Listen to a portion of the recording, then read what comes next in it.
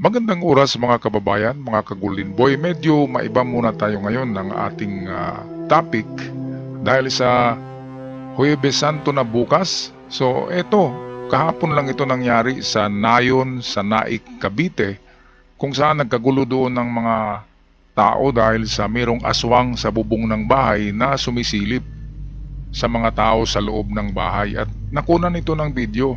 Well, totoo nga ba ito or isang hoax lamang? Atin ito i-debunk mamaya. Narito ang video courtesy ng Frontline. Baka mas malakas sila.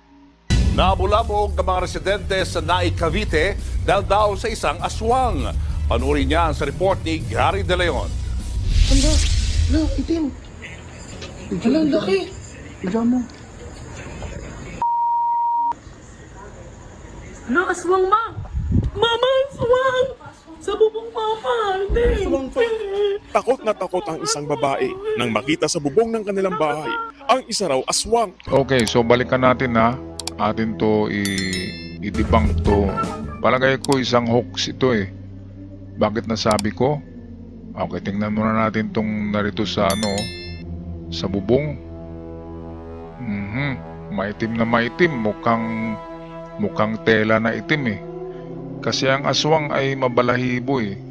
At kapag natamaan ang aswang ng kunting liwanag, ay hindi talaga itim yung kanyang balahibo dahil yun ay parang grayish lang ang aswang. At hindi ganyan kalaki ang mga aswang kasi shifter ang aswang eh. Nagbabago yan ng anyo. At hindi ganong malaki kasi nag-transform. At saka, ayan hindi siya kumikilos. So, ibig sabihin ay tao lamang ito sa tingin ko, mga kababayan. At saka, bakit nakunan ng video, di ba? Nasa labas yung yung kumukuha ng video. Yung may-ari ng bahay nasa labas, nagbibideo. Saka yung mga bata, di ba? O bakit lumabas sila? Ang tendency niyan, magsara ka ng bintana kapag may aswang, di ba? Totoo man ito o hindi, pero sa panahon kasi ngayon, para lamang makaviral ng content sa YouTube or Facebook, para mag-viral ay gagawa ng parang ganito, di ba? Kakaiba na mga video, nakakatakot kasi si Mana Santa ay ito yung mga magandang content, yung kakatakutan. Diba? Okay, balikan natin ang balitang ito. Takot na takot ang isang babae nang makita sa bubong ng kanilang bahay ang isa raw aswang sa Naik, Cavite. Nabulabog ang kanyang pamilya. Aswang! Ang laki ba? Lalaking itim na nakadapa raw sa bubong ang nakita ng pamilya. Diba? Bakit masabi nila na lalaking itim o lalaking aswang na itim? Tsaka ang bubong nila yero eh. Yero ang bubong nila. Hindi makakasilip ang tiktik at aswang sa yero kasi hindi makakalusot yung nila yung dila. Ang mga tiktik o aswang na nandiyan sa mga bubong ng bahay ay pinipili ng mga aswang na yan ang bahay na ang bubong ay nipa or kugon kasi madali nilang butasin. Doon nila yung dila nila na mahaba ang dila ng mga aswang, ng mga tiktik. Umano siya parang nylon na lang, numinipis na hindi makikita. Yun ang sumisipsip ng dugo sa mga buntis, yung mga tiktik. Ang dila niyan ay umahaba yan na parang nylon na lang ang nipis, parang maliit na lubid. Parang umi-injection yun sa tiyan ng mga buntis. So ganun yun ang pag-transform ayon sa sabi ng kwento ng lula ko ay ganun talaga yung mga tiktik or aswang. Nakakaamoy yan ng mga buntis. Pero hindi yan aatake, hindi yan pupunta sa mga bahay na ang bubong ay yero. Kasi paano nila yung dila nila, di ba? Baka matitano pa sila, matitano yung dila. Kaya sa mga bahay kubo lang yan ang mga tiktik. So sa tingin ko ito isang hoax kasi Bakit nandito siya sa may gilid ng gutter, di ba? Dapat doon siya sa gitna. Nasa gilid siya para makikita siya, di ba? Dapat doon siya sa may gitna para hindi siya makita.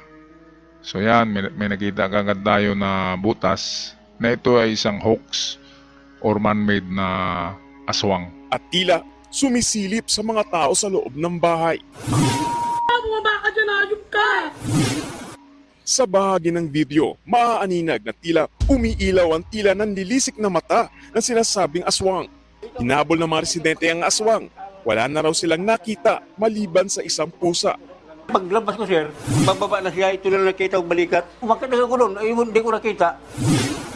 Tumambad din sa bubong ng pamilya ang malaking bakas ng kamay na kulay itim. Posibleng target daw ng aswang ang dalawang buntis na natutulog sa loob ng bahay. Magkasama pa sa isang kwarto ang mga buntis. Labis naman ang takot ng isa sa mga buntis na si Lynn. Naniniwala rin naman po. Siguro tik-tik, ganun po. Tuwing gabi po na yung, kumbaga hindi po kami masyado makatulog. Sa kwartong ito natutulog si Alias Lynn kasama ang kanyang mga anak.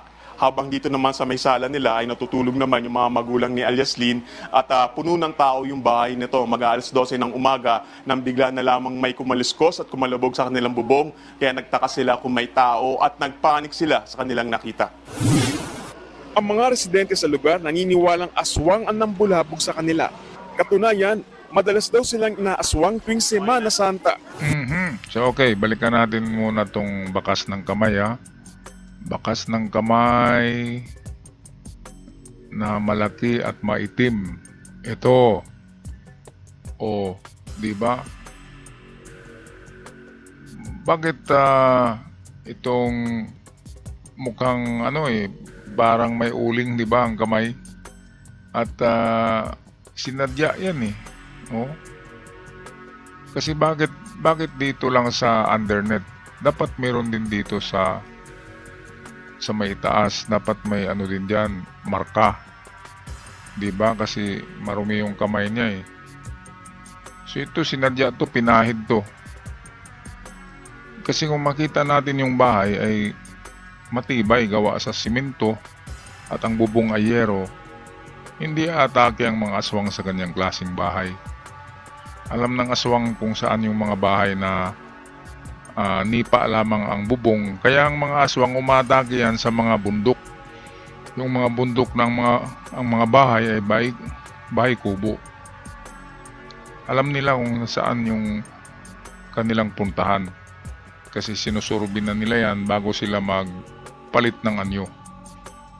Okay, so tapusin natin tong video mga kababayan. Residente sa lugar naniniwalang aswang ang nambulabog sa kanila. Katunayan, madalas daw silang inaaswang tuwing Semana Santa. Baka mas malakas sila pagdating ng Holy Week po. Nasa sa inyo kung maniniwala kayo kasi kami, naranasan namin talaga. Hindi na inireport ng pamilya ang nangyari.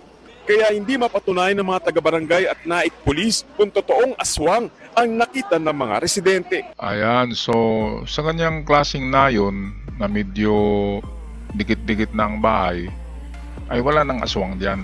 Ang mga aswang, pumupunta lang yan sa bahay na nabubukod. Yung separate na bahay na walang mga kapitbahay, yung nagsusulo na bahay sa bundok or sa kapatagan, basta't nagsusulo lang. Yun ang pinupuntahan ng mga aswang.